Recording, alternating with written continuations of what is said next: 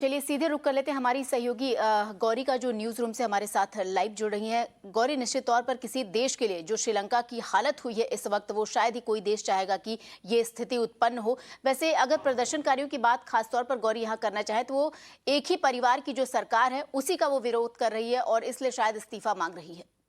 जी बिल्कुल, जो श्रीलंका की जनता है वो इस वक्त काफ़ी गुस्से में है, काफ़ी फ्रस्ट्रेटेड है। आर्थिक हालात जिस समय देश में बने हुए हैं वो काफ़ी ज़्यादा चिंताजनक हैं और इसी वजह से ये गुस्सा भी लोगों का फूट रहा है और सड़कों पर भी दिखाई दे रहा है। अपने दर्शकों को जल्दी से बता देते हैं कि फ़िलहाल श्रीलंका में ताज़ा स्थिति क्या है, कितनी ख़राब हो चुकी है स्थिति, ये भी समझा देते हैं।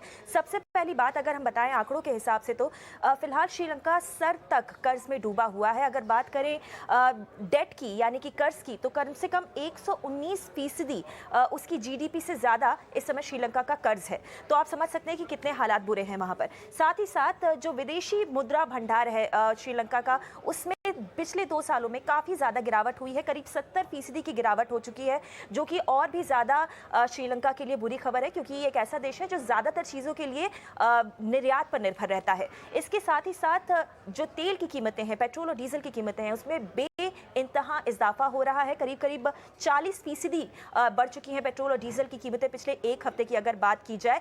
और आगे बढ़ते हैं, आपको बता दें कि फिलहाल पूरे देश में इस समय ना सिर्फ पेट्रोल डीजल की कमी है, बल्कि खाद्य सामग्री की भी काफ़ी ज़्यादा कमी है। और इसके अलावा जो एसेंशियल कमोडिटीज़ होती हैं, रोज़मर्रा की जो बड़ी चीज़ें होती हैं जिनकी ज़रूरतें लोगों को हर रोज़ होती हैं, उसकी भी काफ़ी ज़्यादा कमी हो चुकी है पूरे देश में। इसके अलावा आपको बता दें हालात इतने ज़्यादा ख़राब हैं कि पेट्रोल डीजल के जो पंप स्टेशंस होते हैं वहाँ पर इस समय जवानों की तैनाती की गई है, क्योंकि इतनी लंबी लाइन्स लग रही है, इतनी ज़्यादा भीड़ इकट्ठा हो रही है कि वहाँ पर दंगे जैसी स्थिति ना हो जाए, इसको संभालने के लिए वहाँ पर जवानों की तैनाती की गई है। इसके साथ ही साथ आपको बता दें कि हालात ख़राब होने के बाद अब वहाँ से जो लोग हैं वो भारत की ओर अपना रुख कर रहे हैं, पलायन कर रहे हैं। तमिलनाडु में अभी फ़िलहाल हमने देखा था, पिछले हफ्ते ही खबर आई थी कि वहाँ पर कई श्रीलंका से आए इलीगल रेफ्यूजीज़ को पकड़ा गया था। मगर इस तरह के जो हालात हैं वो और भी ज़्यादा आगे देखने को हमें मिल सकते हैं।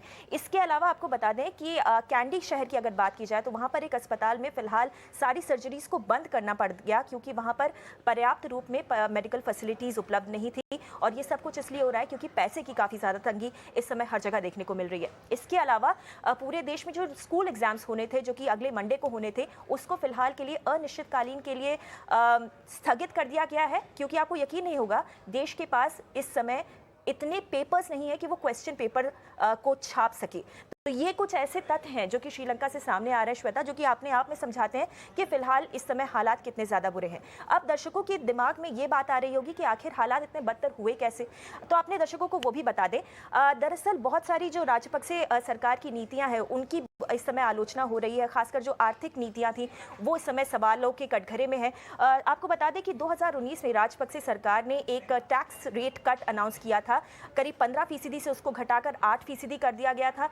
उसी समय कई लोगों ने, एक्सपर्ट्स ने बोला था कि इससे सरकार की जो आमदनी है उस पर बहुत ज़्यादा धक्का लग सकता है, मगर सरकार ने किसी की सुनी नहीं और अब उसका खामियाजा सरकार को भुगतना पड़ा है, पूरे देश को भुगतना पड़ा है। इसके अलावा आपको बता दें कि कोविड लॉकडाउन का असर देश की जो अर्थव्यवस्था है उस पर काफ़ी ज़्यादा पड़ा है। दुनिया भर की जो अर्थव्यवस्थाएं हैं वो सभी इस समय कोविड की मार झेल रही है, मगर श्रीलंका कुछ ज़्यादा ही उससे ज़्यादा प्रभावित हुआ। खासकर जो उनका इनफॉर्मल सेक्टर है, यानी कि असंगठित क्षेत्र है, जो कि इस समय उनकी जो पूरी की पूरी वर्किंग पॉपुलेशन का 60% हिस्सा होता है, वो काफ़ी ज़्यादा मार झेल रहा है। कोविड लॉकडाउन की वजह से बहुत सारी नौकरियां गई हैं, आमदनी घटी है और उसका असर भी देखने को मिल रहा है। इसके अलावा आपको बता दें, जिसके बारे में हमने जिक्र भी किया कि इस समय विदेशी मुद्रा का जो भंडार है श्रीलंका का, वो इस समय 70% तक गिर चुका है और जिसकी वजह से उनको चीज़ों के आयात में काफ़ी ज़्यादा दिक्कत आ रही है, क्योंकि उनके पास पैसे नहीं है देने के लिए।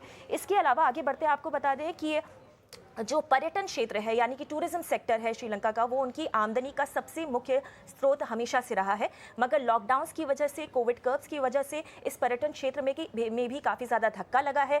ज़्यादा आमदनी वहाँ से नहीं आ पा रही है, विदेशी मुद्रा नहीं आ पा रही है, जिसकी वजह से श्रीलंका में फिलहाल इस तरह के हालात देखने को मिल रहे हैं। आगे बढ़ते हैं, अपने दर्शकों को बता दें कि इस समय पूरे देश में इलेक्ट्रिसिटी की भी काफ़ी कमी देखने को मिल रही है। करीब 7 से 10 घंटों की बिजली कटौती इस समय कई बड़े शहरों में श्रीलंका के देखने को मिल रही है। उसके पीछे 2 बड़े कारण हैं। पहला बड़ा कारण ये है कि ज़्यादा जो 40% बिजली का उत्पादन है वो हाइड्रो जनरेटेड है श्रीलंका में, और इस समय ना ही इतना पैसा है, ना ही इतना फ्यूल है, यानी पेट्रोल डीजल नहीं है इन हाइड्रो पावर प्लांट्स को चलाने के लिए, और साथ ही साथ बारिश भी नहीं हुई है श्रीलंका में, जिसकी वजह से पानी की कमी हो गई है। और ये सभी जो फैक्टर्स हैं वो मिलाकर इस समय बिजली संकट को भी पैदा कर रहे हैं पूरे देश में। तो अगर ओवरऑल बात की जाए तो कोई भी ऐसा सेक्टर नहीं है, कोई भी ऐसी जगह नहीं है जहां पर फिलहाल इस आर्थिक क्राइसिस का असर ना देखने को मिल रहा हो श्रीलंका में।